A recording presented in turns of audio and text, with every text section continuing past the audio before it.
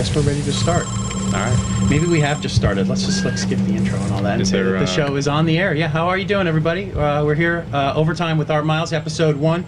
We're here with Greg Mohn, friend of mine from the university days back in the 1900s. That's right. I believe at the turn of the century, there was dirt and stone was just becoming popular. Oh, well, I'll think about it now because I know I'll forget. I was at the bookstore, and in the history section, they have, the history of Central Florida. They have the history of Florida, history of Disney World, and all that. They actually have like a history of UCF book already with the old black and white photos from the 60s and the hippies and the... Back when it was FTU. Yeah, when it was FTU. And the school's already gotten that old now where we can look back at it and say, oh, look, this is an old school now. I remember those days. Yes, I remember those days too. So currently, Greg Mohn is the president, CEO, and I'm not really crazy about the labels. Professional photographer for Good Egg Productions. That's right. What is the website? It's I don't think anybody uses www anymore. No, you can skip that It's part. goodeggproductions.com. So and, http://. Yes, type it all in. It's very important. It's not important. Just Google it. Good Egg Productions. It's my little hobby project is what I'd like to call it. You say that, but it seems like you've turned it into a full-time career. It is, and that's only because I don't have a different full-time career. So it's what I do with all my time. So if you want to call it a career, that's great. There was a point where you were doing it for fun, I think, and then you turned a corner somewhere where it became something that you were getting paid for. When did you turn that corner? It's an interesting story. I was working a real job for many years, and in 2005 they saw fit to let me go from that job, which turned out to be the best day of my life because I decided I didn't really like working. It wasn't for me. Who does? Yeah. So I had this little hobby of photography. I've always loved it my entire life, and for a couple of years I tried doing weddings and children and dumb stuff and cats and whatever. Hey. And I just decided that wasn't for me either. So I sort of just fell into glamour photography, girls, and just things that people would generally want. Every girl, I think, on the planet wants some pretty professional pictures of themselves. Right, and for any girl that is thinking that, and you get to a certain age where you look down the road and you say, I'm only going to look this way for so long in my life, and it would be nice to have photos. Photos that you could probably do yourself, set up the tripod, hit the timer and run over and take pictures, but it's not quite the same if you wanted it professionally done. But what would you say to that girl that's hesitant to do something like that, even though that's something they would want to preserve in time? Well, what's interesting is, and this is something that I tell some people, not all, because most people come to me wanting that. The people that are on the fence, I say to them, today, and we'll call it June 19th, 2012, you're never going to be as young as you are today. Right. You're probably never going to be as in good shape as you are today. 15 years from now, maybe you'll look back and say, God, I had such beautiful hair back then. My skin was so smooth and tight. And wouldn't it be nice just to have some pictures of yourself like that forever? And they don't have to be nude photographs of you spread out or anything like that. It could just be nice, pleasant photographs that you can have forever and ever. And professionally done photographs. Yeah, right? Like you would see in a Maxim magazine or the like. Because most people, all they have are just regular, everyday, hey, we're going to the theme park, group photo, everybody smile, tilt your head a little bit, that's all everybody... Yeah, basically what it is, you hold your iPhone up like this and do the little duck face or whatever. So throughout having people, girls, come and take photos with you, I'm sure they can now go to their friends and say, you know what, I have somebody here, he's taking really good photos, I love them, and then it's got to be a word-of-mouth business for sure. The majority of the people that come to me are through other people. Yes, that's correct. They have to be, because you're not running ads on TV that I know of. Nope. But the web page itself, of course, is an ad for yourself. Sure. Now, are you still doing the wedding? I know you were doing that for a while. Did you completely stop doing wedding photos? And I did, because what happened was... First of all, it's no fun, first of all. You know what? It used to be. It's hard work. It is hard work. That's absolutely true. What I used to enjoy about wedding photography is the insanity that happens from the moment I show up until somewhere about halfway through the reception. Right. Once they get into dancing at the reception, if there's kind of a, okay. It became a parody for me because I didn't understand what was so absolutely important about the flowers being slightly wrong and why you're having a freak out over this. Right. For a bride, it's the most important day of her life. It absolutely is. And for you, it's just another job, and it's certainly not the most important day of your life as it is for hers. And then for you, it's stressful. You only get one shot at something sometimes, and I'm sure after a while it got old. It did, and I realized that there are wedding photographers out there who love it as much as I love shooting pretty girls. Mm-hmm. And those are the people that should be hired to take care of the most important day of your life, because I don't put the love and time and attention and care into it that other people would. That it deserves too. Absolutely, and I'm a realist. I'm not gonna just take on a job because it's a couple $1,000s. I'm not into just making money. I want people to be happy with what I do. And there is money out there for wedding photography Absolutely. and videos for sure. I mean, absolutely. Everybody's, no matter what the economy, whatever's going on in the world, people are always going to get married. Sure. People are always going to get divorced also, but they're always going to get married. So there's always going to be photos to be taken and video to be shot. And something interesting about that, you just mentioned, your wedding photography should be something that people spend money on. Don't worry about the cake because you eat it once and then you never really remember it. It was pretty, whatever. The dress is nice, you keep it forever. The videography, I don't know how many times you've seen your wedding video, but most people see it maybe once a year. Once a year, maybe. And then after the 4th, 5th year, you're just like, eh. But your wedding photography, you might have a picture of your wedding on your mantle forever. Right. And you're going to look at it every single day. So that's important to spend some money on, because if it's a crappy picture, you're going to look at a crappy picture every day. That's very interesting, because when I used to work wedding videos, there used to always be the thought that, like you said, the cake will be gone, the flowers will be gone. Yep. All you're going to have left are your photos and your videos. You're not going to have that interview with great-great-grandma who's not around anymore. But you're right. After you've seen it 4, 5, 6, 7 times, it's like a movie. You know it by heart. You don't need to see it again. But the photos and that DVD or cassette or whatever it's on is in a drawer somewhere. But those photos are up. They're up on the shelf and they're up there forever. Every day. And everybody who comes to your home is going to see them. And you're not going to pull out that video and make them watch it, because that's like the 1970s, pull down the screen. Right. And here are the slides of our vacation to Miami. Have you been to any of the houses of any of your clients, let's say clients, and seen your photos up? Like, on their side tables or above the fireplace or? The majority of what I do, most people don't print their photos out anymore. They'll keep them on their phone or their iPad or digital photo just on their computer, and it's become it's a paradigm shift in actually how people enjoy and consume imagery. They don't really print out anymore. They basically just have them on their devices and show them when they choose to. It's true. Even photos now have motion to them. What I usually see are collages, and the photo comes up, and the photo zooms in, or the photo zooms out, and then it dissolves to the next photo. It's called like Ken Burns something or other. Ken Burns. But it's a very dynamic way to show off your work or your images or something like that. Right. It's less boring. So you got to a point where, did you start actually turning away wedding work, or did you just stop seeking it? I made a decision at one point where I just I'm not going to take on anymore. Right. And that's got to be tough, because that's just money you're not accepting. It is. But you turned a corner somewhere, because you are making some sort of living off of the photos you're taking now. Very little, but I believe that if I turned my hobby, which I love, into a job, which I've already established that I'm not particularly interested in having a job because I don't really like them, then maybe I wouldn't like my hobby anymore. And photography has been the one constant in my life in the last 10 years that has brought me more enjoyment than anything else. And there's a chance it may get turned into work if you turn it into work. It wouldn't be fun anymore. The minute I have to do something, I don't want to do something. You had said recently that you were working on a project, a calendar. Is that something that happened? The interesting thing in the Orlando market is that there's a lot of ideas and a lot of people want to do things, and they seek out those that will do it for as little money as possible. Yeah. And the problem with having a project with very little money is at some point your very little money is going to run out, and then because you don't have that much invested, it's very easy to walk away from it.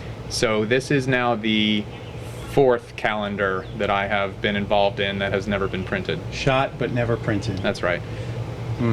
4, is that 4 in this year, or just 4 over the past few years? 4 over the last 5 years.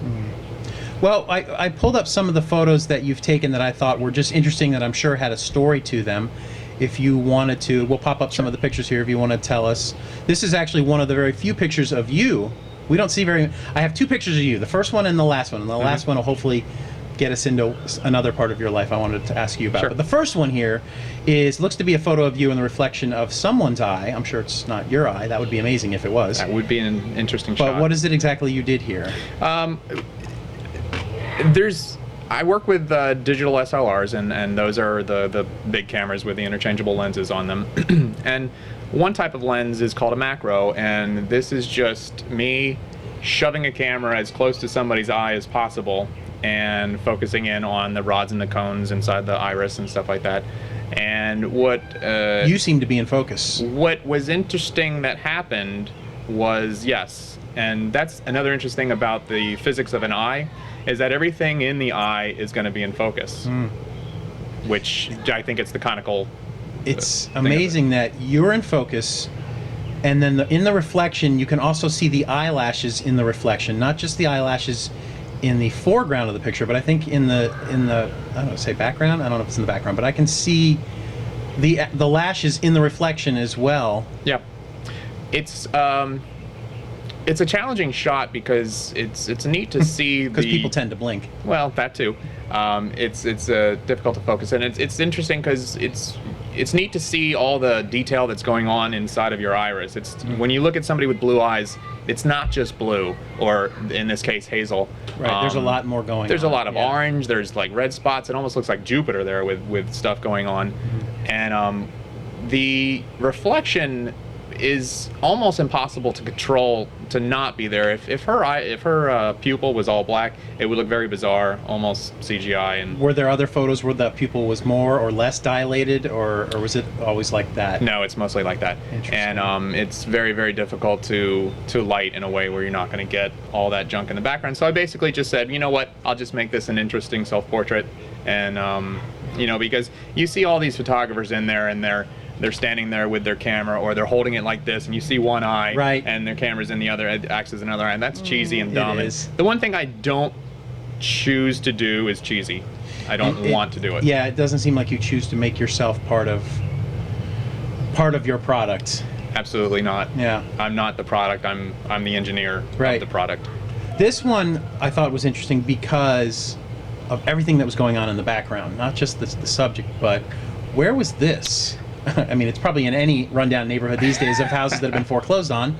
This is an interesting place. It was over in Apopka. It's a model I've worked with a couple of times before, and she rang me up one day and she's like, "Hey, Greg, I found this amazing place. We've got to shoot at it. It's falling down. There's a lot of cool stuff." And trespassing is one of those hazy places where you have to jump on either side of the line when you're a photographer, because there are interesting locations out there. You just can't legally be at them. Right. I mean, was there any work done to these photos? I mean, I know that you had a section on your webpage that was like, these are photoshopped and these are non-photoshopped pictures, and now truly I don't remember which one. I mean, the blue sky in the background is just beautiful, and I'm just wondering if there's any extra work you had to do on this photo.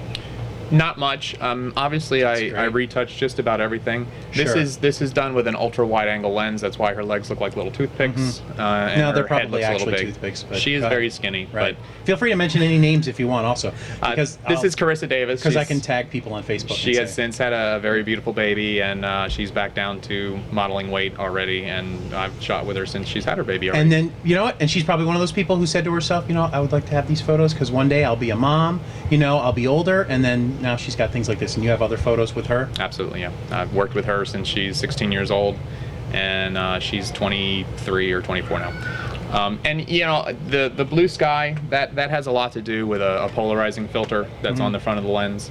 And when you work with an ultra wide angle lens, the effects of that polarizer is much greater. All right, what else have you got there? We've got This obviously is some sort of kid's birthday party. this. Yeah, she was the birthday girl, and we accidentally killed her, but Oh, it was. At least you captured it. Yeah, I'd Well- like to present into evidence Exhibit 1. I was acquitted. It was ruled an accident. Fascinating, though. I mean, the light coming off the sword, flying through the air. Believe it or not, this is not a composite. It was all done exactly as you see it there. There Wow. were two circus performers actually juggling machetes above her, and the grimace on her face is real. She was genuinely Sure. uncomfortable and scared doing this. Is this indoor or outdoor? This is indoor. Because it looks like there's sand or underneath you. I used to work in a wood shop, and Gotcha. we had big Sawdust. barrels of sawdust. Secrets revealed. I love Yeah, this. well, I'm like that magician on that Fox show. Oh, like yeah, you have Secrets but you have Revealed. your the That's mask on. right. and I you should. results. All other photographers are going to kill Photography me. Secrets revealed on Fox. That's right. That's a great picture. I love that. So there's a lot of post work done here to give it that sort of look to it, but the shot itself is actually happening. This is from The Walking Dead. This is a friend of mine, Sarah. Sarah Villegas. She's now in New York doing theater and such. And what I found in my more interesting pieces is that actresses make amazing models. Models don't make such amazing actresses because sometimes it goes hand in hand, but actresses can really put themselves into a different mindset and become somebody different for a couple of pictures. And that's something you can always see in the eyes of an actress where maybe you don't in a model. That's right. A lot of times models can be very, very beautiful people, but they might just have nothing happening there. But Right. the Not better. every model is that way. No, absolutely not. No, don't get me wrong. Actually, one of the reasons why I grabbed one of this pictures as well is not just for her, but where did you shoot this? It looks like possibly in a bathroom or a shower, but whatever it is, it looks like it's deep. I mean, it looks like a very large space. This is actually in my living room, which is not much larger than Wow. this studio area. And again, Tile? this is tile board that you can buy at a Lowe's Lowe's or Home Depot, right. And the back piece is bent around a corner, and the bottom piece is just laid on the floor. Very And cool. again, it's shot with an ultra wide angle lens, which makes it gives that perspective an interesting That's thing. interesting. I never know. And then obviously the post work is done to make it look more Insane Asylum like. Sure. And the shoot was interesting because she came over just to shoot, and she said, "What are we gonna do?" And I handed her this robe, and I say, "You're gonna be a crazy person." She's like, "Awesome." And then you punched her in the face. No, I didn't. And it looks like you have a couple of different lights you're using there. When I shoot, I tend to use anywhere from 1 to 5 strobe lights. Sure. Looks great. This next piece was a project that a model friend of mine came to me about, and it has everything to do with youth and age and maturity. And there's a companion piece that goes with this, but this is just the first, where this is her as a little girl holding this doll of her ideal of what she wants to be when she grows up, which is get married. Right. So she's peering into this future mirror or future glass where she will be having her amazing day of being married and wearing the beautiful dress at the church, and it's just an amazing day. And she's looking very, very anxiously toward this day. Right. Now there's a companion piece that goes with it that you'll pop up on the screen. We don't have it right here, but it's the opposite, where she's now working frantically in an office, and she's looking at this same mirror I poster did see or whatever. that photo. Yeah, we'll pop And that up so you can see it. It's looking fondly back at herself as a child swinging on a swing with no cares. She's just carefree and doesn't matter. And now that she's got this adult life, What a happy- everything she thought she wanted, all she wants to do is go back and be that kid. What a happy freaking ending there. All right. Well, I'm not saying it's a happy ending. I'm just saying It's life. it's an interesting social commentary that we always want something that we don't have, and what we don't realize is that we actually have pretty much exactly what we want. Yeah, there's a lot you can read into looking at this photo for sure. No, before you click on it. I'm sorry. Oh, wait, you can't click back now. No. That's all right. But I remember There was the it. reflection. You could see her reflection in the picture frame, but yet I don't seem to see any of your lights in that one. How are you able to? Well, the reflection wasn't real. Gotcha. That's amazing. In fact, That's the picture wasn't real.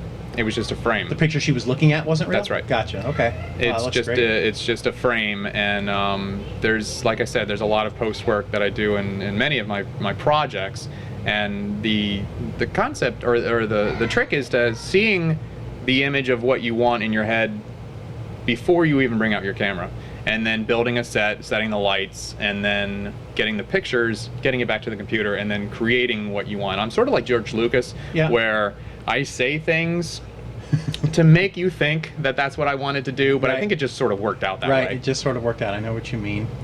All right. Now, again, I kind of grabbed this picture because I wanted to find out if it was real or not. What did you have to do? You have never duct taped somebody to a wall? I wanted to take a guess on this photo and say that she's laying on the floor, and you shot it in a way that looks like she's on the wall. That would be clever. But no, she's actually duct taped to a wall. She's actually on the wall. See, now she can appreciate this photo much more now because she can say, I was actually on the wall. What you don't see there is that she, I believe it is her right foot, the left side that we're seeing there. She's supporting herself by a block. Very good. Very cleverly and that had hidden. been removed.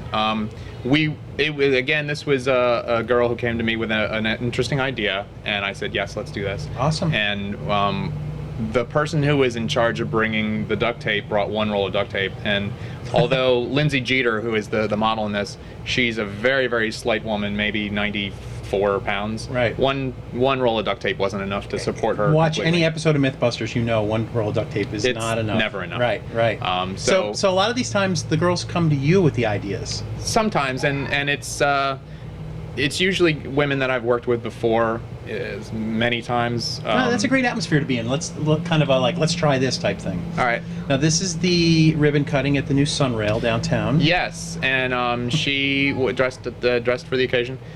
This is just I call it a train graveyard. It's over in the West Apopka area, and on Sundays nobody's there, so I've shot there a couple of times. Visually a great place to go and just shoot and see what happens. I'm certain that it's some sort of trespassing. Sure, certainly. But yeah, and that train coming at us was there, but it wasn't actually coming at us. That's another photo effect. But that train was actually there. Yeah, I think that's kind of what I was interested when I clicked and I grabbed that photo. Was everything looks abandoned and run down, but the train is still bright red, and as if it doesn't belong there, or time has passed it by, or just something about it was very interesting. There's filters that you can use in Photoshop that is basically the easy button for Staples, and people use these sliders and are like, oh, that's pretty. If I go way farther, that's even prettier, which is silly, because that's not really retouching, and I forget the word for it, but it's digital imagery or whatever it's called. Saturation? No, I'm not getting into the words of it, but when you're a graphic artist, you're not a graphic artist if you put it into Photoshop and slide a slider all the way. You're just a person who slid a slider.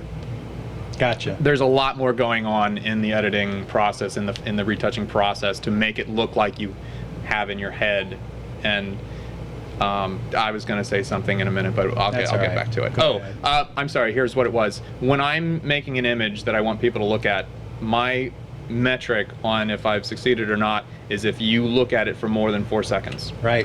If you are looking through pictures and you're looking through, and you're just going through it, just like I failed as a photographer if you don't stop and look at something for 4 seconds to see what's going on. And I think that's why one of the pictures I grabbed was the girl looking at the picture frame of the wedding dress, because there was so much going on. Her looking at her future, was she looking at her mother? She's contemplating life. I mean, that's definitely a picture you'd stare at for a very long time. It seems like it's a very simple picture until you start to look at it, and then you are drawn into it a little bit more. You start to tell yourself a story in your head, which means you've done your job as a photographer. Now, this is yet another one from, looks like a kid's birthday party. Now, I was going to say this couldn't be real, but then I saw other pictures with lions on your webpage, so this is an actual lion. Yeah, this is actually real. All right. This is a girl. Her name is Maria, and she's now out in the West Coast. She volunteered at a big cat sanctuary for about 2 years, and she called me up one day and she said, how would you like to take pictures of me and big giant tigers? And I could not get in my car fast enough How can you say to no? say yes, absolutely. So she worked there?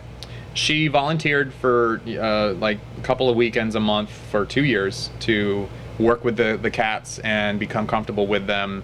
And there were actually 6 or 7 tigers, and 2 of them she had held in her hands as tiny little babies, and now they're 400-pound tigers, and they're so they were comfortable with her. They were, yes. Obviously, yes. I, however, was not so comfortable being inside the enclosure. You're not shooting through a fence. I am not shooting through a fence. I'm approximately 10 feet from certain death. Right. The there. tiger knows her. The tiger doesn't know you. The tiger doesn't know me. He just sees me as some guy. Bright lights. Rawr. Yeah. Actually, it was not. I think I was using an on-camera flash for this. I didn't have my strobes with me that day because it would have been just a logistical nightmare. Well, she'd be just asking for it. Yeah, but it was a very interesting day. Walking around. This is Samson, and he's a 650-pound Bengal tiger. Probably the largest, scariest animal I've ever been nearly killed by. I don't say nearly killed. I'm just saying potentially nearly killed. But yeah, you know, you go to Animal Kingdom or you go to the zoo, and you know there's always there's a little blanket of protection around there somewhere. But not that day.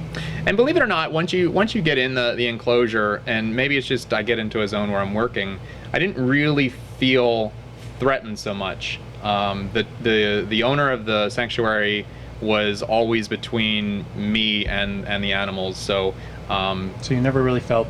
There was one mauling away from my mauling, so I just assumed that I was, okay. It was a funny day though, because in the instructions he was telling me things that I should do or not do, and he said if they start to approach you, don't run away. Right. They want that. Yeah, they want to chase you and get you. And then and I said, well, okay. And then he said, and don't get aggressive with them. Don't stand up tall like they say about don't get fisticuffs. I'm like, well, okay, what the hell am I supposed to do if they come toward me then? He's like, I'll be there. I'll be in between. Okay, awesome. So it was a very interesting day. It's a great sanctuary up in between Ocala and Gainesville. I can give you the name of it later, but I don't. Well, that's good. It escapes me. It's local. That's nice.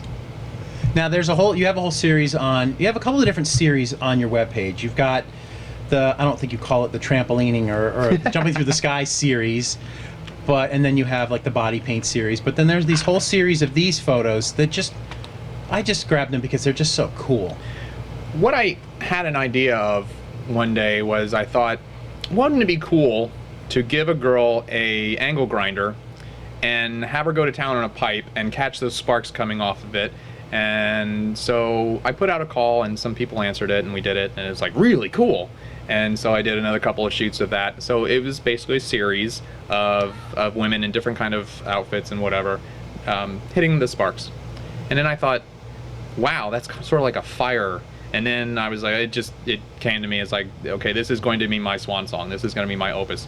Oh. It's the Elements series. So earth, wind, fire, and water. Excuse me. Yeah, I do have a couple, I think, from each.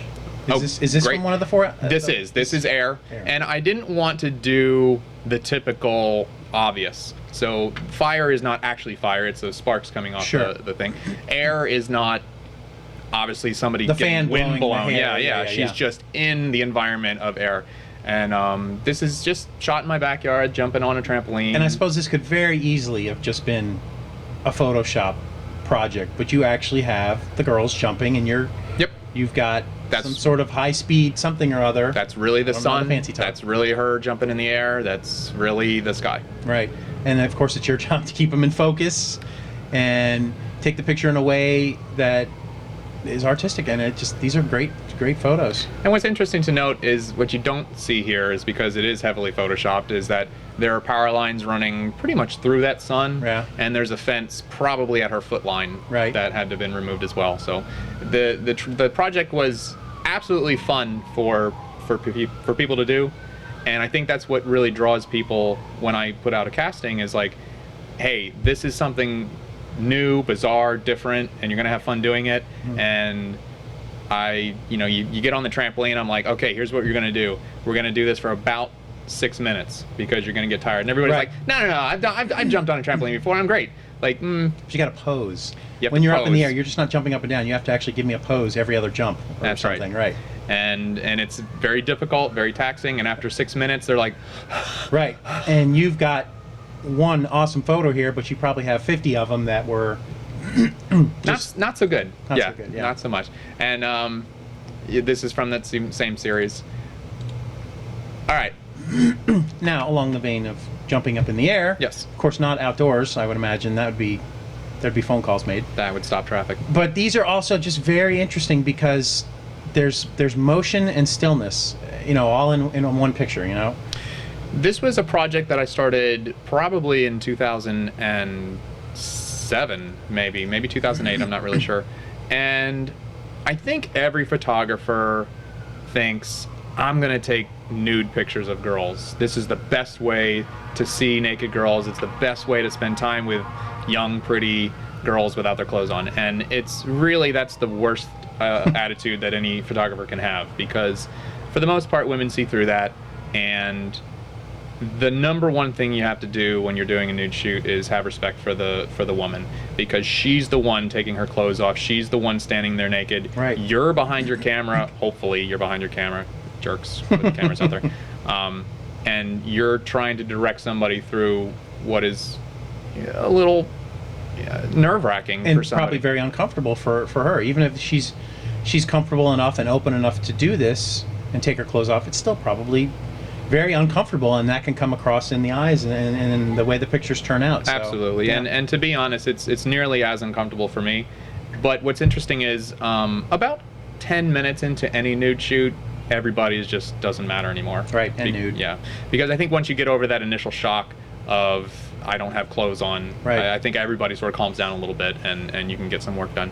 And this is simply just jump up in the air, make a pose, I'll click the picture, and Right. And you have a whole series of these pictures as well. Absolutely, yeah. That just turned out great. Now you have a whole doorway series. What would you call the series you have? pretty with much this? white doorway. Yeah. Right, white doorway. Now this one I grabbed actually isn't a head-to-toe shot where you can see the doorway. There may be one other one in there, but a lot of work with light. I imagine it's just Believe it or not, this is the simplest shot really. I do. Yes. To me, it would seem like the most difficult. It takes literally takes literally 5 minutes to set up the lights and literally 10 minutes to do the shoot. And usually I'll get 6 or 7 usable pictures out of a particular set that I'm shooting. And I would imagine for the women who are uncomfortable with doing nude photos, this series of photos would probably they'd be the most acceptable to do, because they still have their clothes on.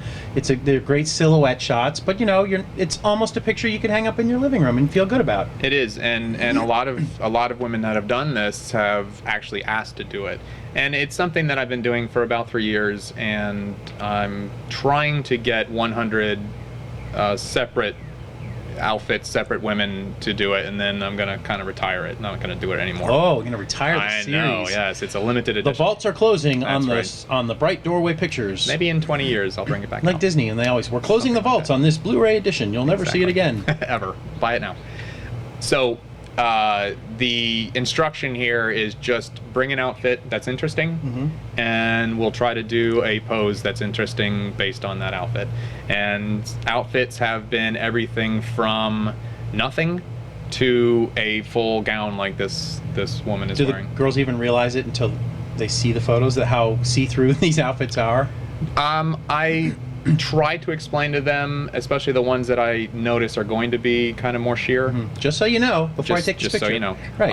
And a lot of times when they're on the fence about whether they want to wear something or not, is I'll take a picture and then I'll just walk over to them, show it to them, and show exactly what shows through. That's true. You can show it instantly to now. see if they're still comfortable doing that. Excellent. Now this is the Beam Me Up, Scotty. That's Take me right. to your leader. And this would have been a good example of something that's extremely see-through, but she was very comfortable doing stuff like that. Now, was that also a jumping picture? It was, yeah. Oh, okay, gotcha.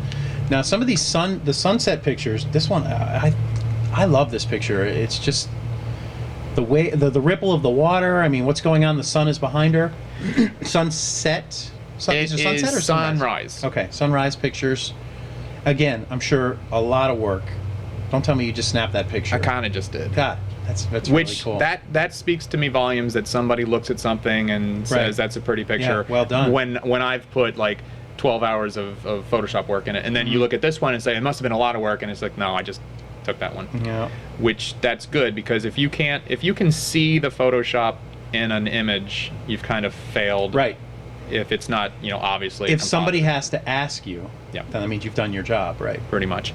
And I'm a big fan and a big user of serial shots, or serial ideas. So this is just part of a larger beach sunrise type series that I've done. I think there's another one in there. This is done at night out at the new Daytona Beach. This is why, and this explains to anybody who ever asks why they hose down streets in movies before they shoot at night, because it's beautiful. Excuse me. The sand is just like glass. Yep. And it's just something about the way just dry, brittle sand can come out looking just like glass like that and have a great reflection in it. It's just, is that a real reflection? Yep. That's just, I love that picture. It's great. Thank you. And here's a more interesting one of this series. This is not Photoshop. This is a very not well, there violent, are times in the day, depending on where you live, where you see the sun and the moon at the same time. You can see daylight and darkness, and you had. Well, the situation that's going on here is this is the East Coast, so the sun is setting to the left of the picture here, and this is a pretty hefty storm coming. And what you see in the background there that's orange is the sunlight shining through the rain. Mm-hmm. On the right-hand side is where it's not raining, and that's still bluish skies. Right. And it's very late in the evening, approximately 7:30 or so. So it was a beautiful opportunity to take a shot of kind of the dual sides of light and dark. Well, that's another one of those pictures you can just stare at for a while. It's just beautiful. Now, I chose that one because something about the gold paint on the walls that managed to just fit perfectly with what these were, the blue jeans outfits. This is another series, yeah, and I call it topless jeans, but I need to change that, because sometimes when I say, hey, do you want to do the topless jeans idea, and they're like, no, no. I'm like, well, no, it's not really topless. Right. It's everybody's covered. This started as just a thing, and it became a project. The gold paint was something that a girlfriend of mine said, you know what you should do? You should paint a little section of your studio wall like some very bold color. Mm-hmm. So we went to Home Depot, and they were selling these little metallic things, and I'm like, okay, that. And this has actually become a wall that I shoot a lot of stuff against now. So it's something you just didn't paint for this series, and then you painted over it again. You keep it up? That's right. Yep. Oh, love it. Now, these are the outtakes from Disney's Tron that they just would not let go into the film. But again, I'm sure there's a lot of work going into these, because there's a lot of pre-production. Yes, definitely. When I have an idea for something, I can't do everything. So when I have an idea in my head, I'm not so arrogant to think that I can do anything. So I actually hired a body painter to come in and she was able to acquire UV body paint. So she came in and painted this girl and another girl. I had a blue Tron and a red Tron. This is the old 80s Tron. Right. This is not the new Tron. This is the new not Tron the new dance. Tron, but easily this acceptable. is the old Tron. Yeah, and so that was just an interesting idea that she was able to help me with, as well as this. This was an idea that I had where it's like, would you paint the insides of a person on the outside of her? And I'm just very fortunate to know several people who are both comfortable in their skin and both trusting of me to not make them look ridiculous or scandalous or anything like that. Now, when you're putting the paint on, you don't really know what it's. Are you painting it with the lights on so that you can see what you're doing? Well, first of all, I'm not doing this kind of painting, but she is not. You can see the paint as she was putting it on. So she knows where everything's going. And what was interesting about this was she basically put the bones where her actual bones are. So it was a little weird, but I wasn't in the room. But she said she was like feeling on her chest exactly where ribs were, and then painting where the ribs were, and then bones and everything. She's a tracer. Kind of, I guess. And I found it fascinating. yeah, and then there's a little bit of post work in there where I removed some of the crossover, so you can actually see through, I guess, what her body would be. Right. You know what? I don't know why I grabbed this photo, except that I think it looks like it's telling a great story. I don't know what it is. Somebody coming home after a hard day of work, and then there's the wife or the girlfriend with the bottle of wine, you know, a slight smile on her face. It just looked like there was like some sort of story going on there. Well, it's interesting that you read into that, which is nice, because I don't want to just take a picture of, hey, I'm in lingerie, hand on the hip, big smile, looking straight at the camera. Right.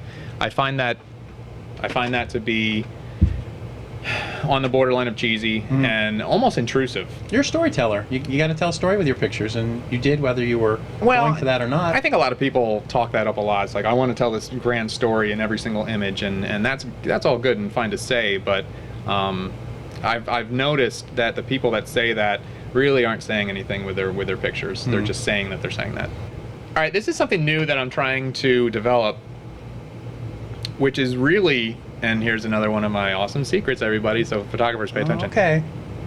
Just get yourself a little Dell projector and find some interesting images to shoot on a woman and take that picture.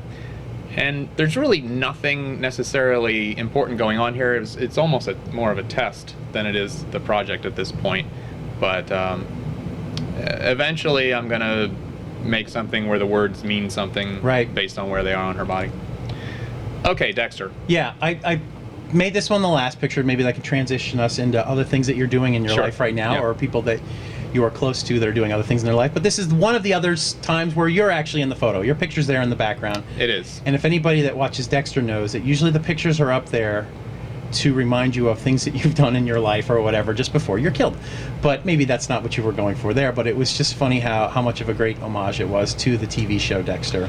Well, this is Sarah again, and she came to me and said, will you, because I did a Dexter-esque type project shoot before, and she saw it and loved it and said, we can do better than that. I'm like, oh, okay, challenge accepted. So I like your attitude, kid. I do. Yeah, she's actually a great model because she has some interesting ideas of her own, and she has never not nailed it, just never not hit it out of the park when the challenge presented itself.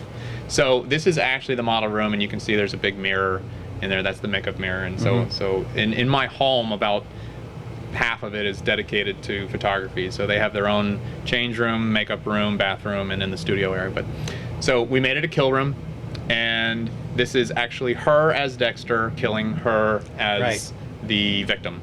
And obviously it's a composite, or else she's really, really fast. Right. And to be completely honest, it's an interesting hobby that I have here, where it actually required me to have this very attractive nude woman laying on what is actually a pong table. Sure. Beer pong. Of course. Because that's what I had. I picture that's what Dexter uses as well. Well, in a pinch. It's interesting because Dexter always uses something appropriate to the victim. Oh yeah, he's a perfectionist. Yeah. So let's just say she's a.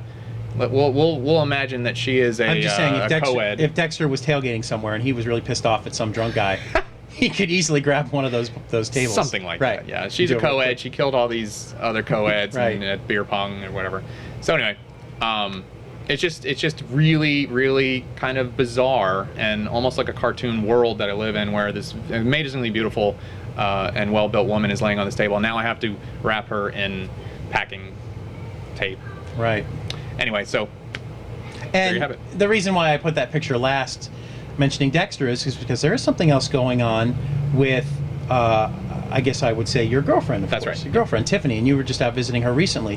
What is Tiffany doing out in California? Well, Tiffany came to me, and we'll just pop up a little picture of her. She came to me a little over 2 years ago for her first photo shoot ever, and she liked it.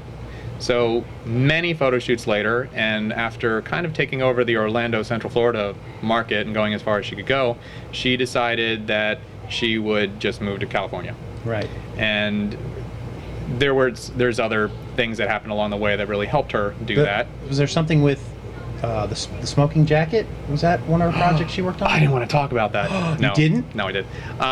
She went to an open casting for Playboy. They were here in Orlando, and they selected her out of 2 people. I don't know how many people went there, but out of 2 people, they flew her out to California to stay at the Playboy Mansion. Wow. And she did a Playmate test. And it's interesting because Hef still, at 84 years old, I don't know how old he is, but he's almost dead, he still approves every single Playmate that comes across the He's desk. not just a figurehead for the company. He is not. He's No, really, he is. He really does choose the Playmates. He's every single overseeing month. everything still. I think he may be grooming his son He is. to take over the business because there will come a time. But for now, he still oversees everything. Every single one. And that, in my opinion, is why Playboy really hasn't changed in 30 years. Right. Is that Hef has a very, very specific thing that he likes. It's a family-run company in a weird is, way. I Yeah, guess. yeah, it's a family-run company, and not many outsiders That's make right. big And decisions. To be honest, that might be why the magazine is going through some trouble. But I understand it's doing better now. However, she wasn't chosen for Playmate, but she was chosen to be on their online section of the Empire. Anyway, that opened a whole lot of doors for her, and it led the way to her moving out to California, at least as a trial basis. She found out that she really loved it out there. Now she's living a block off of Hollywood Boulevard. She actually sees one of those guys that dress up. You might have seen it on Jimmy Kimmel, where he brings in the people from Hollywood Boulevard. Yeah. She's seen him. One of the guys was changing Oh. in the alley next to her apartment. She's got to have a camera with her at all times. She's seeing things. I think the first week she was out there, I saw on her Facebook page that she had posted next door neighbors with Donald Sutherland. He's out working in his garden. Yep. Yeah. That's when she lived in Santa Monica. That's when she was first out there, and since now she's moved to Hollywood. And Donald Sutherland, he's the guy to know right now. He's in the Hunger Games movies. He's going to be in. He'll be even more. He's really old. He is really old, and he loves that old beard. And but he did the Hunger Games, and he's going to be in the sequels, I'm sure. If he lives that long. Yeah, but he's in every other movie right now, and for her to just be neighbors with him, he's working in his garden. That's pretty damn cool. And she's doing a lot of things. The segue is that she is going to be a background dancer in the club scenes of Dexter this season. Which I think she said was going to be at least 8 to 10 episodes, considered a recurring character. It is a recurring featured extra role. So that gives her SAG. It really opens even more doors for her, and she's really, really excited for it, and I'm excited for her too. And I kind of want to know about the storyline, but I love the show so much that I don't want to know ahead of time. I want to see it. I want to see it when everybody else sees it because she I love knows the very show. little. And she only gets her pages, probably. Well, she doesn't even get a script because she just is told what to do. She doesn't have any lines. Okay. But she's aware of the acting that's going on there. So she can put things together, and I've asked her, please do not tell me anything. Right, because what she's shooting now is a good 6 months away from being on the air, probably. I believe September it starts. Oh, that's so soon. not too far away. That's actually not that far away. Yeah. Tiffany posted that she'll be watching for you today, so hopefully we'll get this up online in the next day or so. Good. But again, for anybody that's interested, tell us the website. The website again is goodeggproductions.com. There are, I'll warn you right now, there's sections of the website that are probably not child safe. So I know. There's a big warning button. A warning button, and you have a button that's PG and NC-17 in the That's button. right. I mean, you've given plenty of warning That's on those right. people. But again, like I said earlier, for those that are hesitant to take pictures of these kind, you'd be very surprised how tastefully done they are and how probably very pleased you'd be with them once they were taken. That's my goal. I'm more concerned with people walking away feeling happy that they did it than nervous as to now these pictures are out there, because honestly the pictures don't really go anywhere. I don't sell them or anything like that. So okay. Well, thanks for being with us today. That camera died. This one is blinking because the tape's about to run out. But Greg's camera's going strong, so we're probably going to end on Greg's camera and maybe mine real quick and say, tune in again in the near future for another episode of Overtime. Now we're going to go back to work because this is where we work. I didn't explain that. I'll get back on my phone. It's just I'm tight.